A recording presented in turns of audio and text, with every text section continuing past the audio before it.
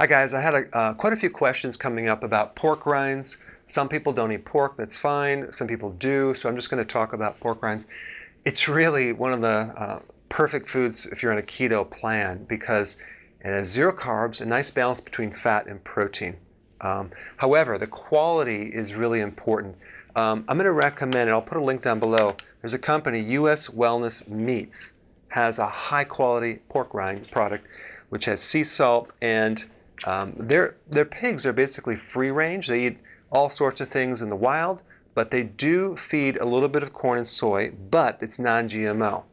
Now the problem is buying this at the 7-Eleven, things like that. You don't know what you're getting, and a lot of times they put MSG in there. So read the label, make sure it's a higher quality. But it's really good as a chip alternative. People that like that crunchy. I like to crush them up and put them on my salad. Gives a great texture. And also I have a great recipe for fried chicken using this on the outside of the chicken. You're going to actually bake the chicken, but it tastes identical to fried chicken with certain spices. I'll put a link down below. So if you wanted a good alternative to a crunchy type snack like a chip or something, go with the pork rinds. All right, thanks for watching.